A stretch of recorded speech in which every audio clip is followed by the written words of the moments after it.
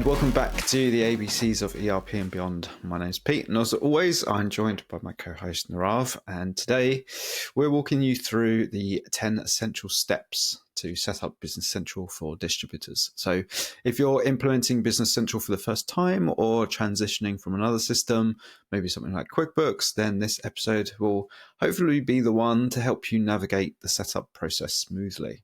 We'll continue on our Business Central journey as we do, and we're going to cover everything from licensing, company creation, financial setups, to importing your data and placing your first sales order. We're going to highlight some of the key tips like leveraging assisted setup where it makes sense to, shall we say, to help simplify the configuration and keeping your existing chart of accounts and posting groups to minimize disruption. So with that said, let's dive in and let's start with Nirav. How have you been since we last spoke? Yeah, I'm doing well, Peter. Not too bad. I think this is a fun topic for me. We talk about Business Central and the basic setups. Microsoft has done some really good work in trying to create quick ways to onboard customers, especially with the model of them being able to, have a 30-day free trial of the solution and try to see if it makes sense for their business, right? And how to use it.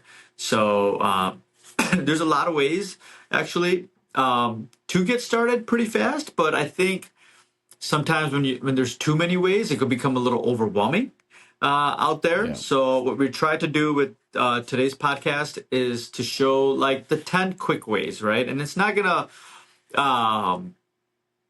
basically go through every scenario, right? Every company has something that's different, something that's unique about them, and so on. But we're trying to just keep this high level enough that if you're doing a 30-day trial and you want to understand Business Central and you want to understand what happens order to cash, well, the setup, if you do it today following our instructions, you'll be able to do that and see some of its basic capabilities, maybe even some more in-depth capabilities, but at least at a minimum, get going and you don't run into error messages and issues through the system while you're transacting. And the focus today is distributors, right? Distributors have a pretty unique business model in that they will buy from vendors, right? Either domestic or overseas, receive the inventory in their own warehouse, and then turn around, do some value add service to it, potentially turn around, ship it and invoice it. So we will show if you do these simple steps today, as you're learning Business Central and embarking on this journey, whether Business Central is going to be the right fit for you, you should be able to start your analysis. And if you need anything deeper than that or have any further questions, more than happy to, Peter and I are more than happy to assist and see how we could get you along in your Business Central journey a little better so you could really get the proper understanding of the solution that's going to work for you, right? Or it could be that you bought a license already and you haven't worked with the partner. You're just trying to figure out, well, how do I use this thing? Right. And hopefully today you'll walk away with some actionable steps in your Business Central environment that you could get going and start using the system and collect data around your business and make better business decisions at the end of the day. So. Yeah, I like the idea of this episode because we've done some where we've deep dived into certain aspects of an ERP implementation, and sometimes it can be quite daunting to see if all of the things that I need to do. I think helps people that might be a little bit daunted with the idea of moving on to an ERP. Yeah. So I hope that these kind of, we say 10 easy steps, they focus on the core things. Like don't forget about this major thing, and this major thing. Yeah. And really, apart from or outside of what we've got here, is really what you'll be leaning on the partner for. But a lot of this is pretty simple, and it's quite surprising actually how quickly, if you are a vanilla business with not a load of differentiators, it kind of shows that there's not really that difficult to kind of get up and going, at least on an ERP. Yeah, exactly.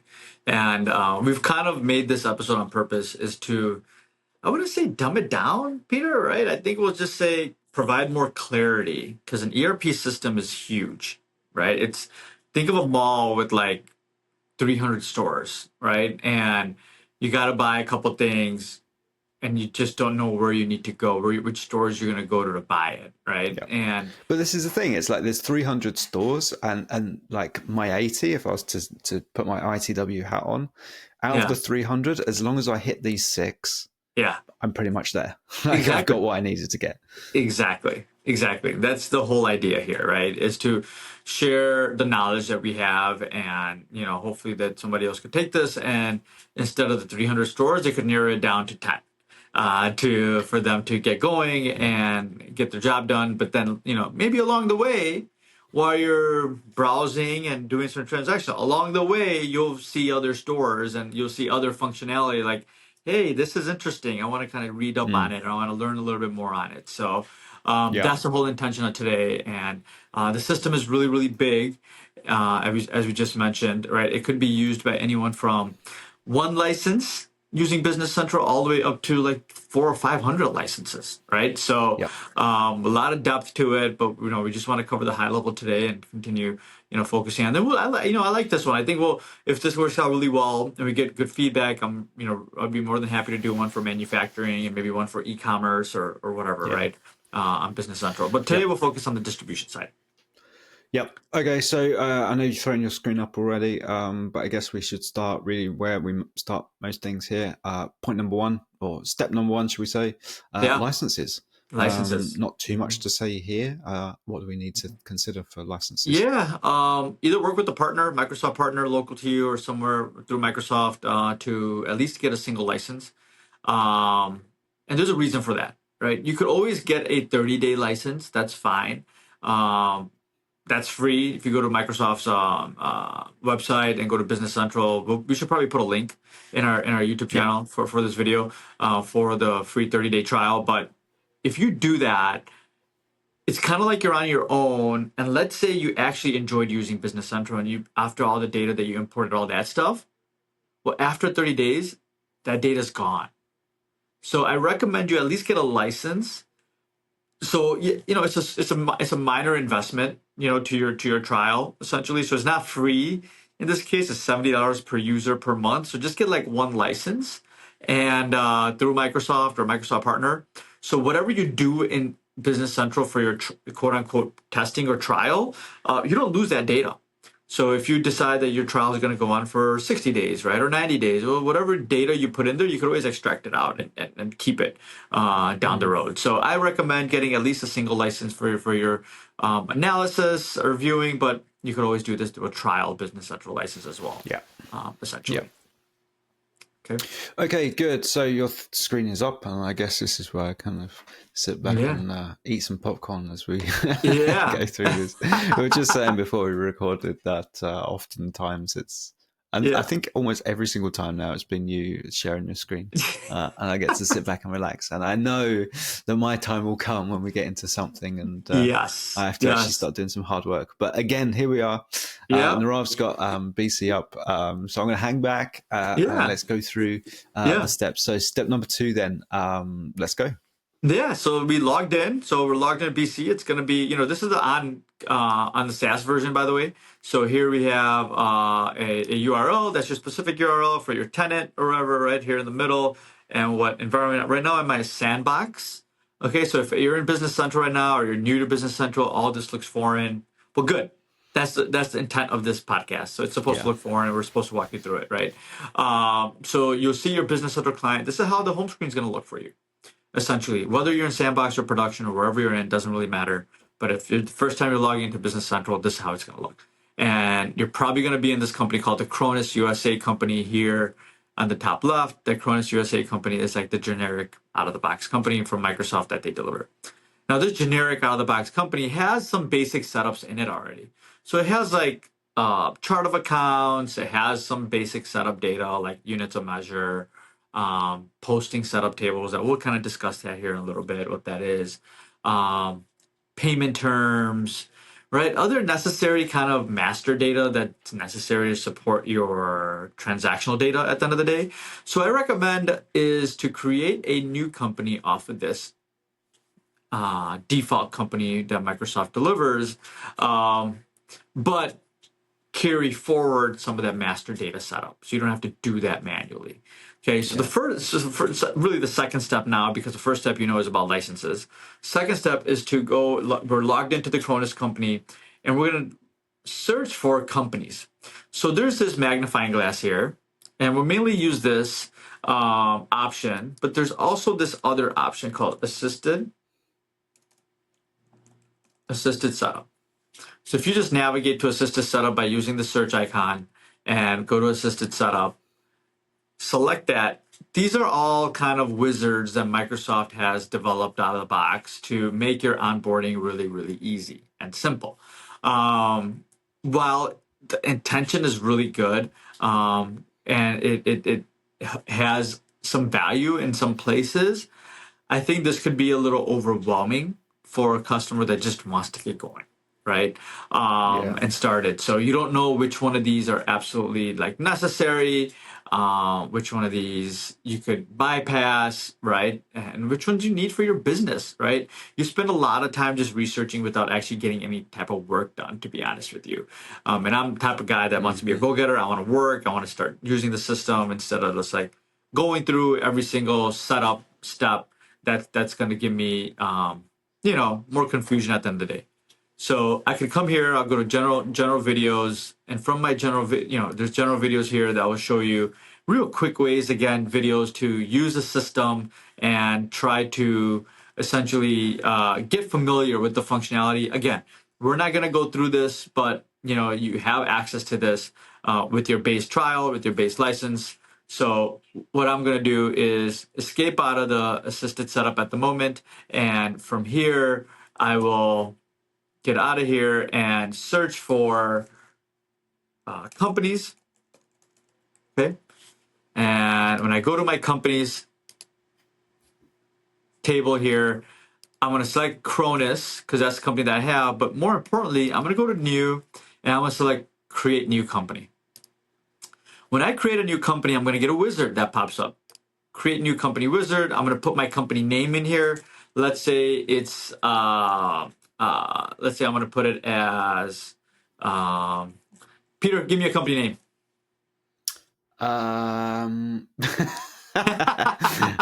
This is ABCs of ERP. ABCs of ERP and beyond. Okay, there you go. I like it. ABCs of ERP and beyond. Okay. Now here is probably the biggest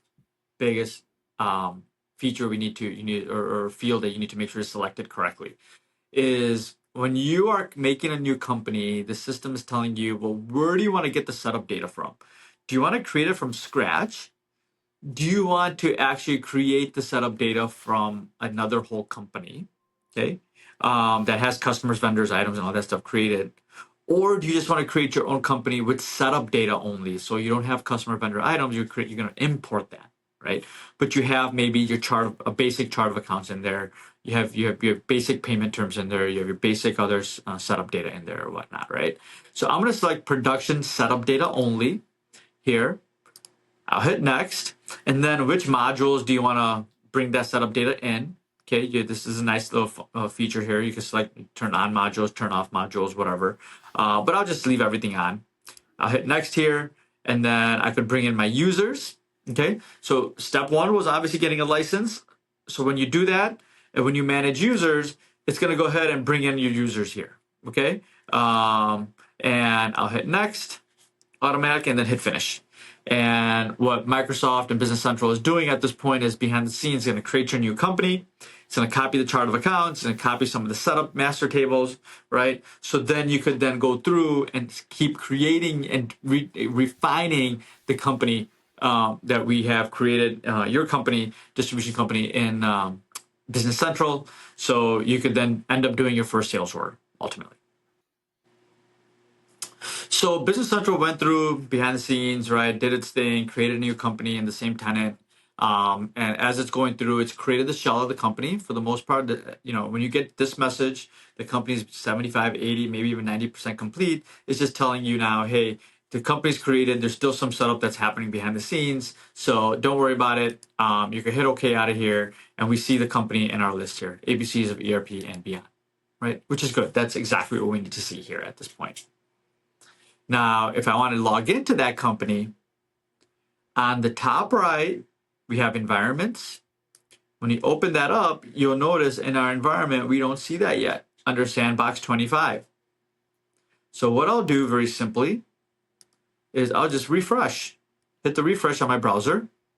And at this point, I should be able to see my company. So if I go to Sandbox, I'll see the ABCs of ERP and beyond. I'll go and select that and I'll hit switch, and that will switch and take me into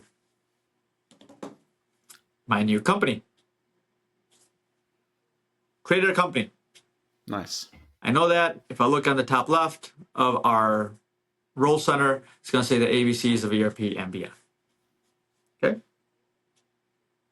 So that's step two. Step two down.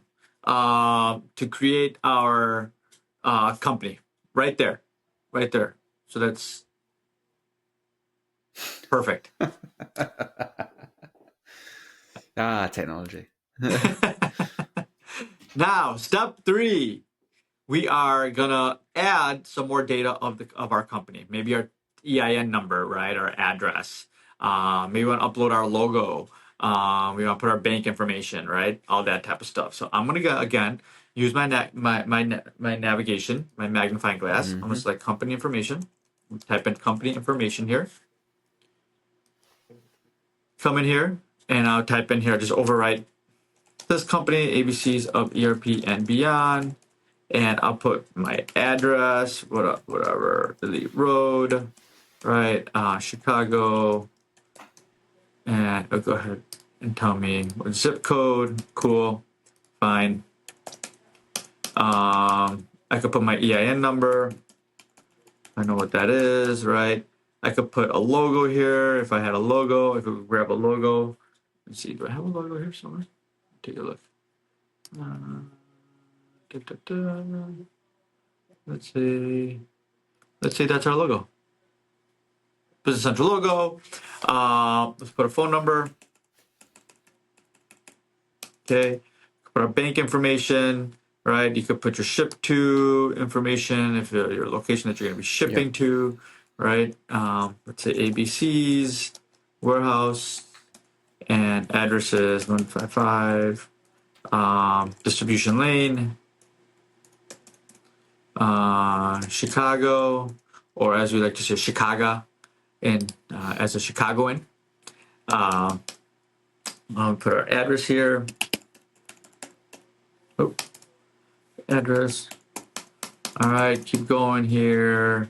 Tax area code. We could put a badge. Badge is basically how it's going to look up here on the top right. All right, so let's say I put ABC, and I want it to be orange. All right, and I get out of here. All right, since we update our badge, Business Central refresh itself automatically, and you'll notice our badge is updated to ABC and it's orange, so I know exactly what company I'm in. Okay, step 3 complete. Moving on, step 4. Let's review the chart of accounts. Okay, so because we copied the setup data over, we could navigate again to the chart of accounts, and we're going to search for and select the first option, and we'll see our chart of accounts. Okay.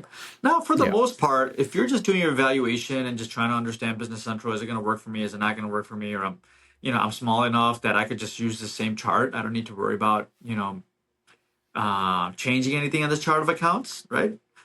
You can use it as is, and move on, right? And you have a full kind of comprehensive chart of accounts ready to go. But you may be coming through here and say, hey, I'm missing some accounts here. I need to add some accounts on here.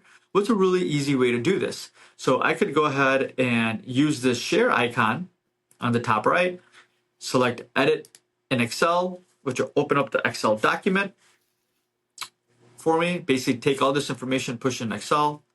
I'll enable editing, and it will go and connect. Excel will connect to my Business Central instance, bring over that chart of accounts for me, and now I can start doing some editing. So I'm going to come through here. I'm going to go down to my 60,000 accounts, and I'm going to go, let's say, between sales expense and credit card charges. I'm going to insert a new line, and I'm going to select 6405. I'll do gardening expense. Okay, and I'll just copy some of these other values down because I know it's in the same spot, same area of the ledger.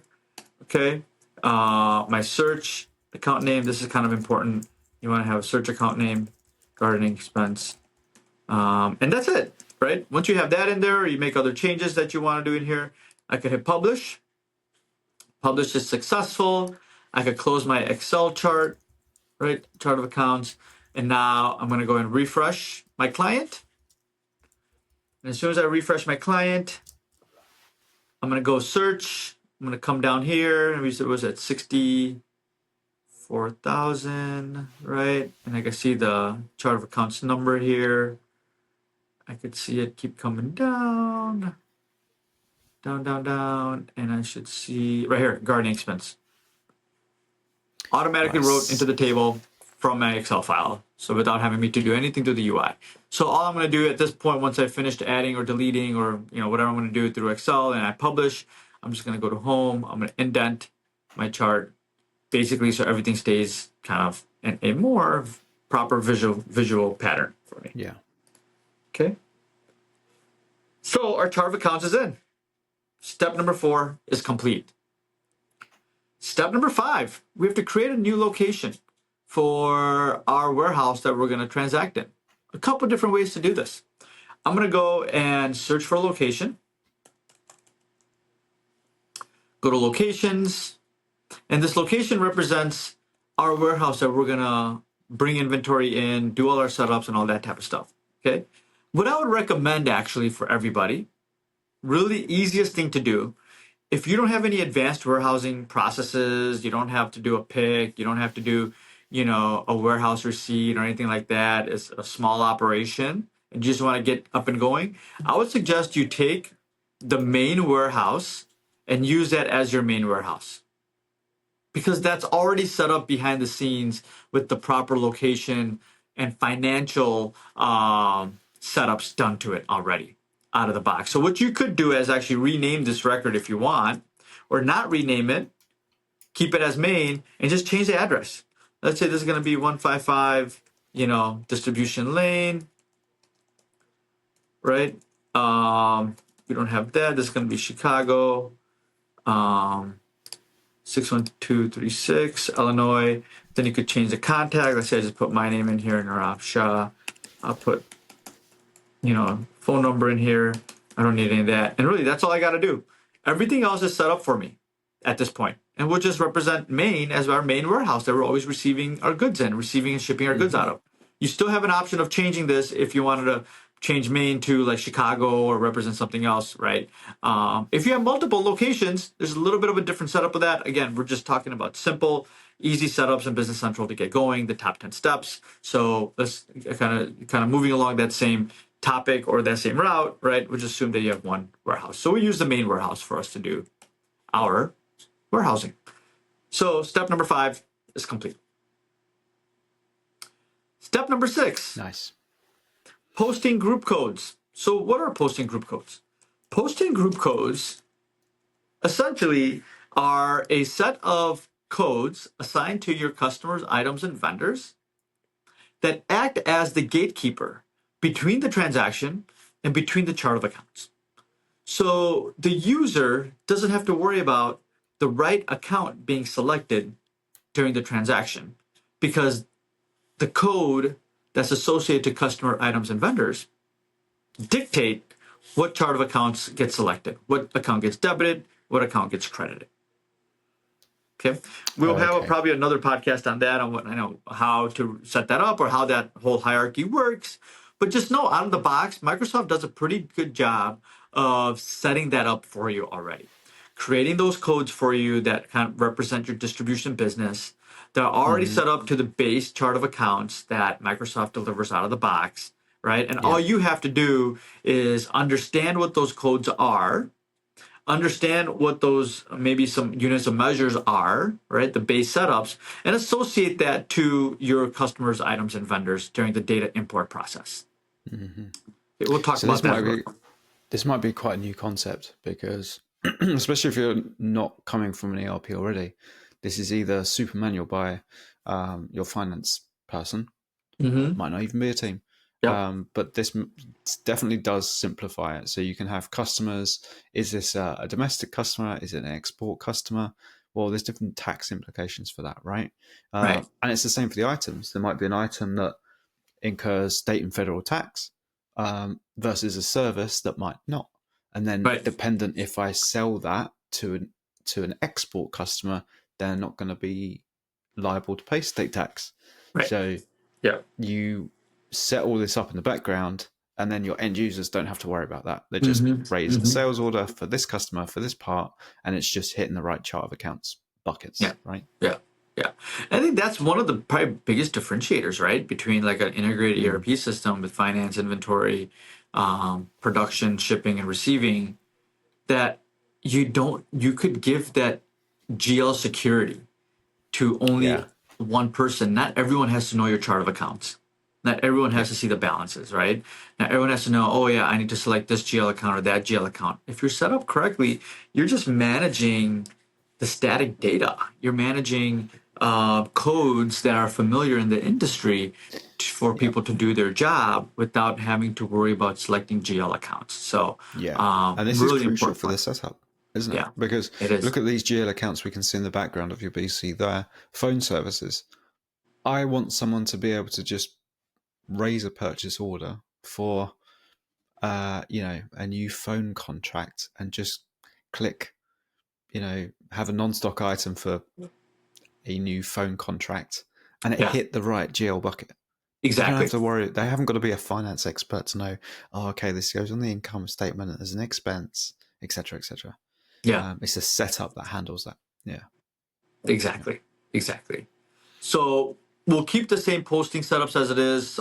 A few things you want to recognize though, as we go through our 10 basic steps to set up, is in the customer posting group code, you have domestic is a value that you're going to use. You'll learn more about that here shortly as we talk about it. And in if I go to posting group, select posting groups and show all. There's another one called general business posting group code that's going to have domestic, and then you have your inventory posting group codes that will assign as well. So really just yeah. three, four at the moment. Okay. So that is number 6, our posting group codes. Number 7 is to create our bank account. That's probably not a need now. It's going to be a need when you collect cash and when you have to cut Yeah. checks, right? Or pay vendors or when you have to do your bank reconciliation. So I like to just set it up front. I'll go navigate to bank accounts. Bank account. I'm going to select new. And I'm just going to put my bank. I'm going to put Chase here, but you can put whatever bank you have. A lot of these fields are not really mandatory for our purposes of, again, keeping it simple and just, quick 10 steps to get going and learning Business Central.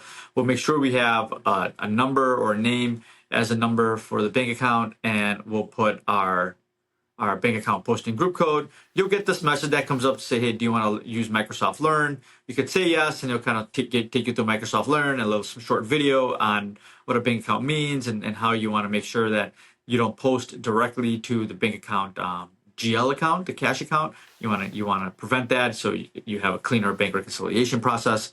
But at the moment, let's make sure we have a posting group code and a number on here, and our bank account is created. Number 7 done. Just rolling right along here, Peter. Rolling right along. Number 8, tax setup. This is an important one, right? Every region will have a different setup on this. But if we select tax and we do tax setup, there's already a tax setup table here. Very basic. So you could auto create your tax detail table, and what that means is that basically we'll create your tax rates by jurisdiction, by your tax area codes, what's your Yeah. non-taxable code when you have to use that on the sales order. What are your sales tax default accounts? Your tax payable, your purchase use tax. If you're using any type of multi-currency, what are those GL accounts? Again, Yeah. out of the box, it's already set up. I would recommend to keep it that way. So, you could do some basic transactions in the system. We could always go back and change it if you like, Yeah. based on specific needs, right? Again, this is basic. I would suggest just keeping it for your evaluation purposes inside Business Central. Number 8 done. Number 8 is done. Number 9, probably the biggest piece of this, is getting your data in here, right? And this is where it gets a little tricky. Microsoft is not very clean in this regard when we are importing your data. They have a pretty good tool to import your data using their data migration package, but it's a little clunky and you have to be careful. You have to know some of the upfront setups so you could transfer that to your Excel spreadsheet or the template package and then import it back into Business Central. So what does Yeah. that mean? Let me show you. We'll go ahead and search for data migration. Okay. And we'll search for the first item, data migration. And it's a setup wizard. We'll hit next here. We'll import from Excel and we'll download the template.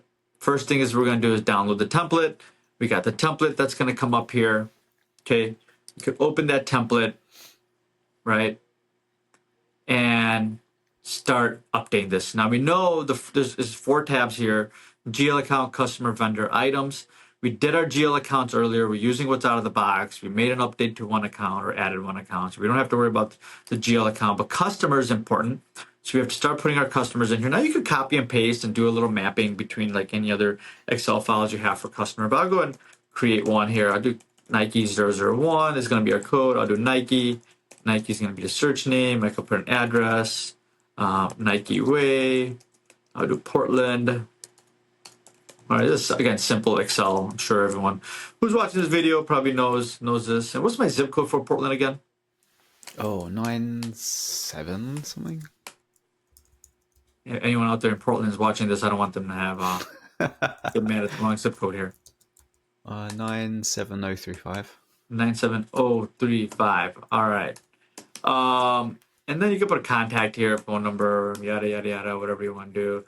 But I'm going to put just my posting setup table code here, domestic. Here, so that's general business posting group code. So make sure you have that and you have that set up. Okay. And this is going to be the same for all customers when you bring that in here. I could put a vendor in here if I want. I'll leave this blank for now, but get the idea. Let's put an item in here. Let's say I do a widget 001. Okay, I'll do a left-handed monkey wrench here. Nike sells that. I didn't know that, but I guess they do. It's also the ABC's staple item that we use. It is. It really is. I'm just gonna copy the description to the search description. My units of measure will be pieces. My cost will be $10.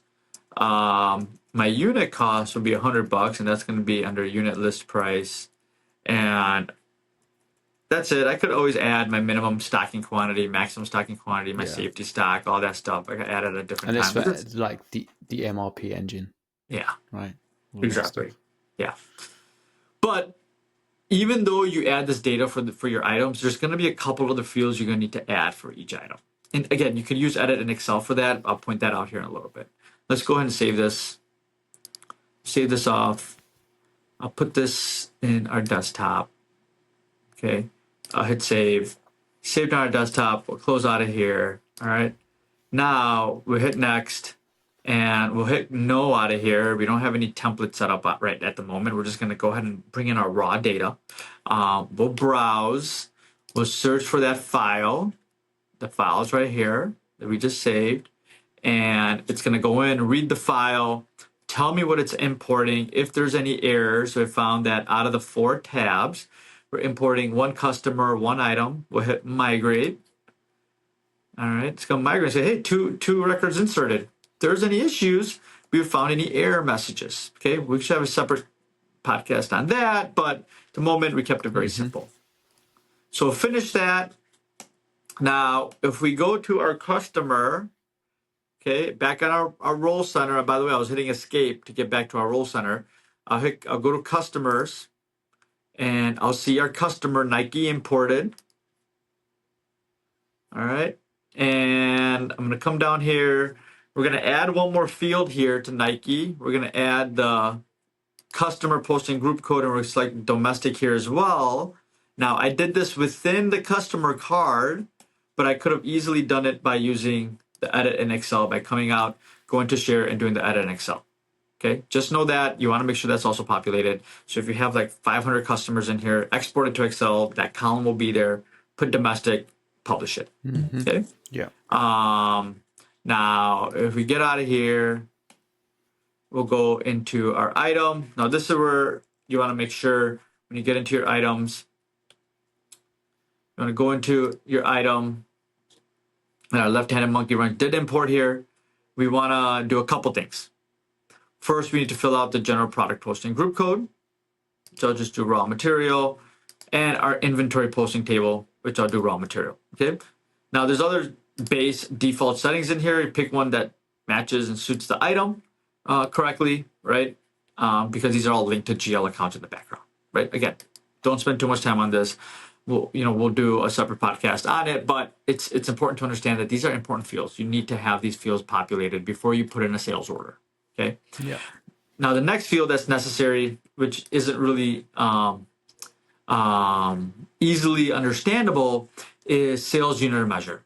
Now, it's not part of the system setup. You just need to know this if you know Business Central really, really well. And what we need to populate is a subtable from the items called the item units of measure table. And here, even though we added pieces, we need to add this again and this table, item units of measure. So I could go ahead and add pieces to the sales unit of measure and add pieces to the purchase unit of measure. Okay. Now this table on its own has a lot of functionality, which we'll get into in a separate podcast, but kind of think of this table as if you have multiple units of measure that you are working with items with, you could use this table and assign the various different unit of measure and conversion factors for that item and use them those ways. So the system will update inventory in that vector. Yeah. Okay. So now we have our item set up. Okay. And we have imported our items. So step number 9 is complete. Nice. Moving to our final step before we put in our first sales order. This is optional, but I like to include it because it's a no-brainer. If you're using Business Central, why not connect it to Power BI? Because Power BI is a very powerful tool to extract data from Business Central and write reports, right? Instead of using some of the out-of-the-box reports in BC. So it's a very simple setup. Once you have Business Central up and going, you want to download Power BI for desktop, okay? And let me close out of here. Here. Just go blank report. Yeah, blank report. And I'm just getting out, this is an existing report that we had created. So go down to blank report. Oh, open up another screen here for us. Yeah. So when I come into our blank report, maximize this, it's going to tell me, how do I want to add my data? I'm going to say get data from another source, which will then open up another screen. So get data from where? I'm going to type in Business Central. And Business Central SaaS or Business Central on-premise. I'm going to do my SaaS environment. It's going to create a connection for me.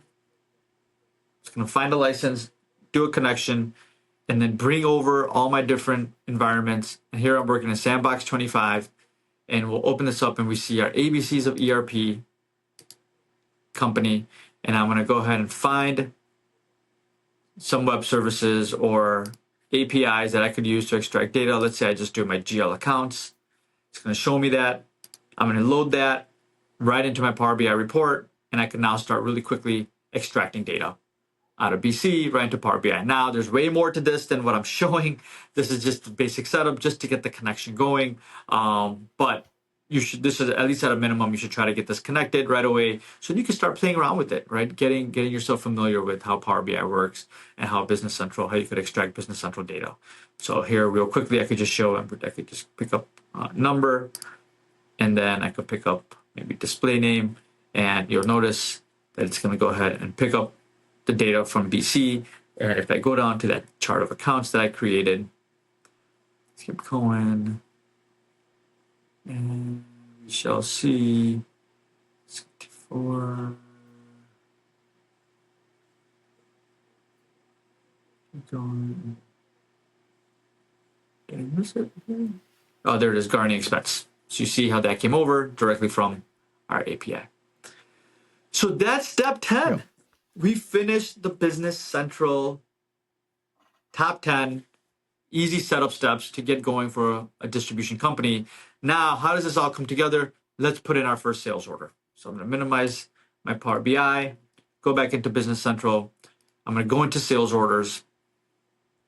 I'm going to select new, let's create a new sales order. I'm going to go ahead and select our customer selected. Okay, go to our item. Let's select our item. And what location? Remember we said main is going to be our main location. Quantity of 1. Okay, and let's put $100 that we're selling it for. And that's it. We got our first sales order in the system. Let's go ahead and try to print it. Go ahead and print it. We could attach it as a PDF, email it, print the confirmation. Let's print the confirmation. We'll say, no, I don't want to update payment information just yet. We'll hit preview and just show the report. There's our sales order confirmation. Just send that to our first customer. Nice. So why do implementations take months when we can just set up BC in 40 minutes? I think this is huge. This is huge if you're coming from paper and Excel. Yeah.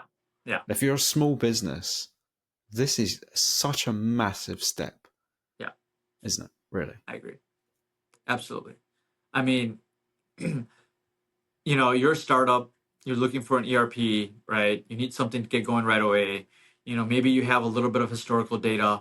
You're not, interested to bring that forward into, the new, Business Central. It's a great way to get going. Start learning the system, right? You're not going to be an expert on it day one. At least start learning it, right? Start playing around with it on your own and then reach out to a partner, right? If you have something a little bit more complex, right? Business Central has some amazing learning tools around Business Central. So, look at those called Microsoft Learn. A lot of Business Central you're going to pick up from there. But, going through these simple steps, these 10 steps that we showed today, should really easily put you on a path of starting to use a full integrated ERP system right away. Will there be some changes and tweaks you do along the way? Absolutely, like any other system, right? You're not going to get everything right out of the gate, but you're going to get going. And you're going to get people with this mindset that we're using an integrated system in the same company, right? And now data is going to be accessible throughout the whole organization. And you could extract the data and run different type of analytics and different type of reports. So this is, step one in getting going. And a lot of companies, I think, would fit this model where they could start with, understanding these 10 simple steps and off and running you go. Yep. And that point 10, well, it's easy for me to say as a data analyst, but that is a huge point because all of the admin and hours spent updating Excel reports just goes away. When you point it straight to the ERP, you haven't got to update it like once a day, once a week with new orders you've taken during that day or during that week. It's just there already. So you set up your Power BI report, you schedule refreshes maybe once an hour or once a day or whatever, and the data's there. It just follows the same logic. That is huge if you're coming from not having an ERP and you're working with, paper sales orders or paper receipts. All of that goes in the bin. Once you're onto a unified system, the whole lot is unified, all the way from the processing of the business operations, all the way through to analyzing the performance of the business. It's all now digital, linked, and automated in its way of updating. Mm-hmm. Mm-hmm. I love it. Very good. Thank you, Nirav. Once again, a great demo, and it just goes to show that the power of a modern ERP is not something to be scared of. It's not something that's this huge, gargantuan project with lots of complexities. Just goes to show that just the bare bones, the core aspect of it, is pretty simple to set up. So that's pretty much it. 10 essential steps to get your BC system up and running for distributors. So all the way from setting up your company initially, configuring locations, importing your data, setting up your chart of accounts, all the way through to placing your first sales order. So I think we've really covered the key steps to ensure a smooth implementation, or even a migration. If you're coming off QuickBooks and you need something a little bit more substantial, then hopefully this goes to show, what an ERP looks like in its early days of setup. Of course, every business is different. So if you do have specific challenges or you're a little bit different from the rest, then please feel free to reach out. We'd love to hear from you, whether it's about BC in particular or just general ERP best practices or topics you'd like us to cover in future episodes. With that said, Nirav, where can people find you? Yeah, email me, nirav.shah@adserserp.com. Visit our website, adserserp.com, on our podcast, and on LinkedIn. So, active on all those channels. Great. And if you found this episode helpful, be sure to subscribe, leave a review, smash the like button. As we always say, whether anyone does that, I always say to smash the like button. And share it with your network. You can find us on LinkedIn. We often post, we're trying to get in the habit now of posting every episode. We post an episode every 2 weeks. So find us on LinkedIn, just search for the ABCs of ERP and Beyond, and you'll find us. And you can always connect with us on LinkedIn or wherever you see us. We post this to all major podcast platforms, and we also post this to YouTube. So just like today's episode where we had the visual element of demoing a BC setup, make sure to find us on YouTube, because most of this episode won't really make that much sense if you've only got the audio. But nevertheless, the audio is just as important. So thank you for listening to the ABCs of ERP and Beyond. And me and Nirav will catch you in 2 weeks' time. So with that said, Nirav, enjoy the next 2 weeks. Thank you once again for a great demo. And I'll see you on the next episode. All right. Excellent. Thanks, Peter.